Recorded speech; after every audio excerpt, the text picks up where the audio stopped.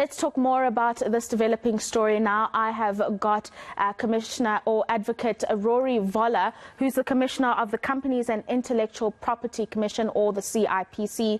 Advocate, many thanks for your time this evening.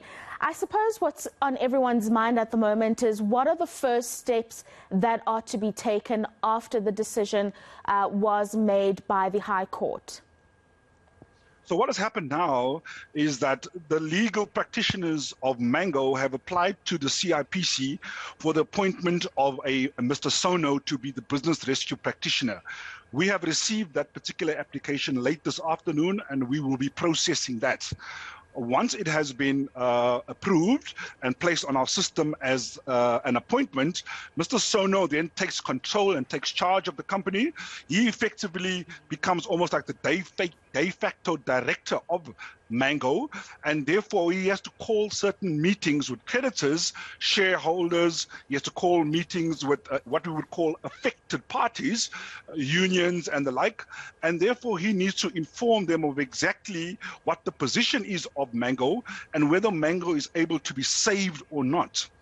What therefore then happens is that if there are no objections, it goes into the development of what we call a business rescue plan that has to be developed within 25 days of his particular appointment, and therefore that plan has to be approved at a meeting of all the affected parties, as I rightfully stated. And the affected parties are numerous: shareholders, creditors, employee organizations, because Mango is quite unionized, and therefore there has to be a whole discussion as to whether Mango is able to be saved, is able to be restructured, or whether it should end up being liquidated.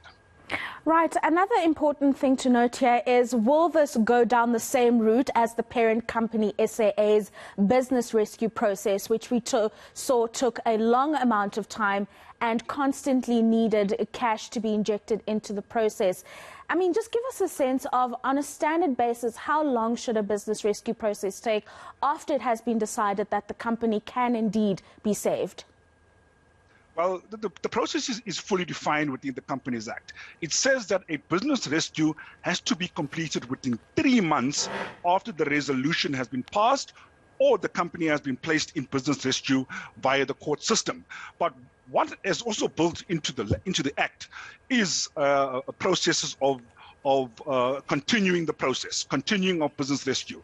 What happens then is that every month, the company has to file a business rescue report with the CIPC outlining exactly what the stages are that they are in as far as the rescue is concerned.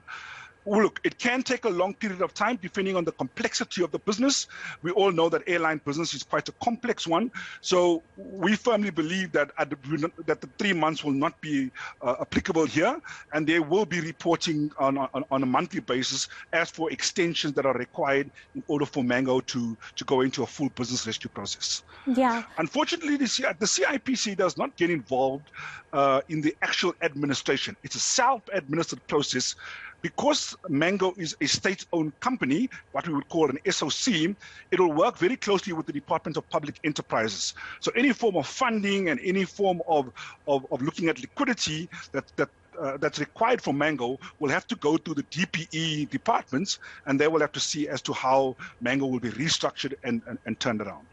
Right. When they give you the reports in terms of how they were doing as the process continues, I'm wondering here, and I suppose anybody who's got a voucher from Mango would be wondering, do they get that voucher given back to them, or do they lose it out as you focus, or as the business rescue practitioner focuses on debt obligations prior to customer obligations? What it says is that all of those contracts remain in place, okay? But during the process of the business rescue plan, the business rescue practitioner can offset some of the debt, and therefore ends up looking at the creditors, speaking to the creditors. And remember, all of those who are now having tickets with Mango, they're part of the credit body because Mango owes them a service. It therefore goes into what would be the most viable option available to the business rescue practitioner in the turning around of that particular business. They might lose their returns if it is seen that they cannot be sufficient liquidity in order for that to be paid. But it's all part of the plan, and it's all part of the process of consultation with the creditors and the creditor bodies. Very interesting insights there. That is Commissioner Advocate Rory Voller, who's from the Companies and Intellectual Property Commission, giving us insights on the business rescue process that is being undertaken at Mango.